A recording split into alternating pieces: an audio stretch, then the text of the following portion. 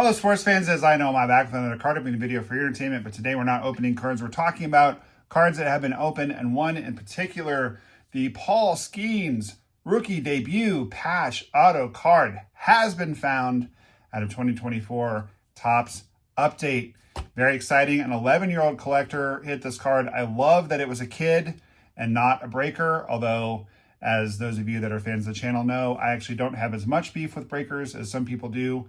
But I'm still glad that it was a kid. What a magical moment for that kid and for his or her family. This is so cool. Now, speculation is that this card might go for $1 million. Of course, the Pirates have a pretty significant bounty out there as well, and there's a lot to talk about here. So first of all, let's start with what the card is. Most of you probably already know, or you wouldn't have clicked on this, but when a rookie has their very first MLB game, they have a little patch right here. Fanatics takes that patch off at the end of the game. Then they make a card out of it. The player signs a card. Of course, it's a 1 of 1. Highly, highly, highly, highly collectible. Probably the most sought out of all of these cards. The Junior Caminero one, which was graded a 9, just went for $66,000. The Ellie De La Cruz in a 10 is expected to fetch about $150,000 when it goes to auction. And people are saying the Paul Skenes could go for up to $1 million.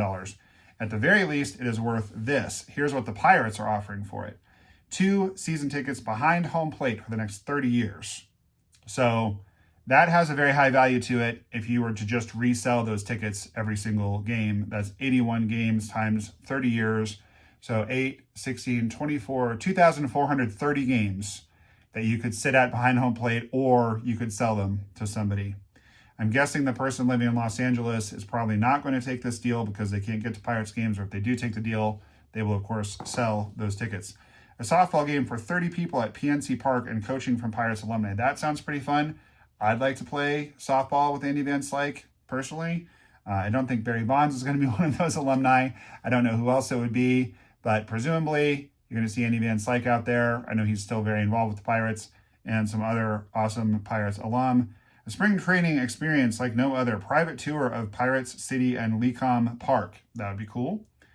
Meet and greet with Paul Skenes. That would be cool, especially if you could bring things for him to sign. 2 autographed Paul Skenes jerseys. That sounds pretty great as well, especially if you could pick the size and then you could actually wear the jersey if you wanted to. Take batting practice and warm up with the team. That sounds to me just like heaven. I mean, that's just like every baseball fan's dream come true, to be on the field during batting practice, warm up with the team, take batting practice. And then it says, and other unique experiences. So not sure what those are. So then Olivia Dun, who is an internet star and a TikTok celebrity, which I don't know how much of a celebrity she is now with no TikTok, but still very, very, very well-known gymnast. She is Paul Skenes' girlfriend, and she offered even more. So in addition to all of the things that I just suggested, there's also the opportunity to sit with Olivia Dun, at a Pirates game in her suite. She says, in my suite, which makes me think perhaps she has her own suite there. She makes millions of dollars a year. I don't think Paul Skenes makes that much yet because he is just coming into his second year. But maybe in endorsements and whatnot, maybe he does make that much. A suite at a Pirates game is not cheap. The Pirates probably just gave it to them. But at any rate, that would be a pretty cool experience. I'm not a big Olivia Dun fan, but if you were, I mean, I don't dislike her. I just don't have an opinion. I don't know her. I've never watched any of her videos. But that would be cool. So the Pirates are offering a lot. I'd be very surprised if Ken Golden at Golden Auctions hasn't already called the family or somehow gotten in touch with them through Topps. This is what I find really interesting. So do you keep the card? Because it could ostensibly go up in value. If Paul Skenes has 10 more years with a sub-2 ERA, which probably he won't, but let's just say he does. Let's just say he goes down as one of the best pitchers of all time. 10 years, 12 years, 15 years. And ends up in the Hall of Fame. This card will be worth significantly more. Maybe $2 million, maybe $5 million. So do you keep it as an investment? Do you sell it to someone? I'm sure that there will be people directly reaching out, trying to get the card. Do you put it up at auction and get 2 people bidding against each other with a lot of money and get it bid up? What do you do? What would you do? Let me know in the comments what you would do. Or do you turn it in to the Pirates and have all those cool experiences, which, You know, somebody did the math on this when the offer was first made by the Pirates, and it's worth about $500 million if you were to sell all of those opportunities, experiences, tickets, swag, etc. So the card is crazy valuable no matter what. Again, I love that it was a kid in LA that pulled it. I personally feel good because I did open some of this when it first came out. I didn't open any breaker boxes, but I have been noticing that most of the rookie patch autos are being pulled out of Breakers Delight boxes. So it was pulled out of a hobby box, which makes me feel a little better that I didn't miss out on anything by not opening any Breakers Delight. I'm just of the opinion that rather than spend $500 on a Breakers Delight box, I would rather, if I had $500 to spend, buy a case of 2022 or 2023 Heritage, because you're going to get one or two smoking hot cards in that case, and you're going to have a lot more fun, you know, opening that case for me than the 5 minutes it takes to open a Breakers Delight box. I've never opened a Breakers Delight box. I'm not a breaker. I'm a content creator. I record myself opening cards for you guys, and occasionally I do videos like this when there's noteworthy things. But I feel better knowing that I didn't miss the boat because I was thinking about buying a Breakers Delight box, and it would have been a huge waste of money.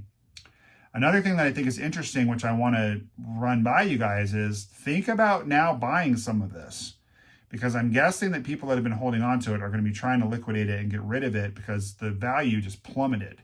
If this card had never been pulled, the value would have continued to climb because eventually it's not in circulation anymore, this product, in 1, 2, 5 years, and these would have gone up in value.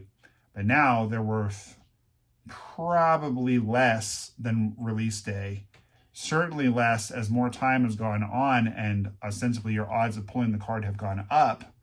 The cards have become more valuable, the boxes have become more valuable, but I think we have a good buying opportunity because here's the thing, guys. The Yoshinobu Yamamoto rookie patch debut has still not been pulled. The only other really notable name that I noticed was Austin Martin, whom I think is a very underrated prospect for the Twins. But there is actually someone who is doing a whole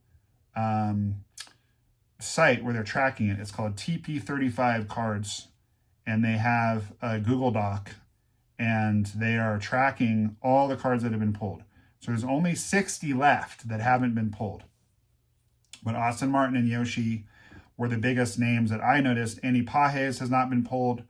And this is just publicly available information. It's possible someone has pulled some of these and don't know about it. But what this person is doing is every sale or every public announcement of one of them getting pulled. There's a lot of names that I've never heard of, like Brett Harris, Anthony Veneziano, Blair Hensley. Now, there are a few names like Brian Wu, who are pretty good, that haven't been pulled.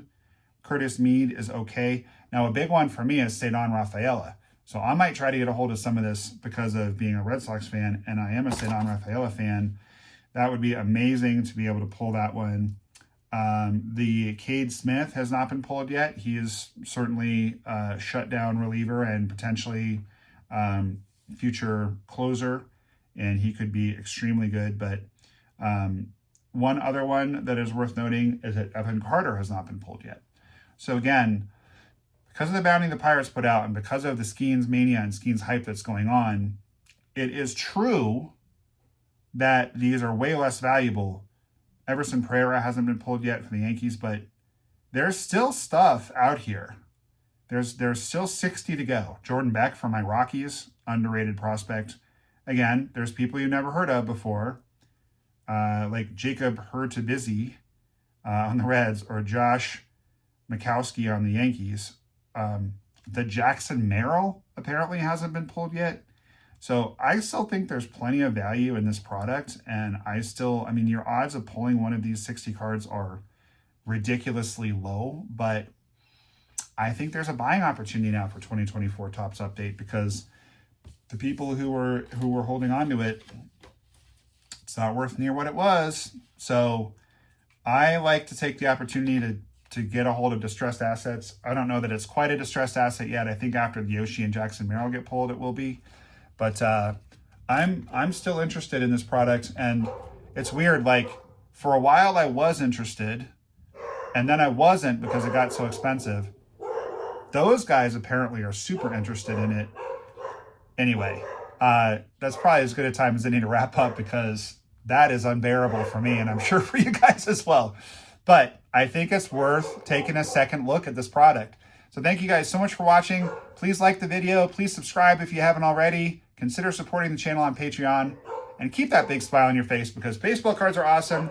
And NOMAH loves you. I'm going to go see what those guys need. We'll see you next time. Hey, this is Chris Welsh. You're watching NOMAH Loves Ya.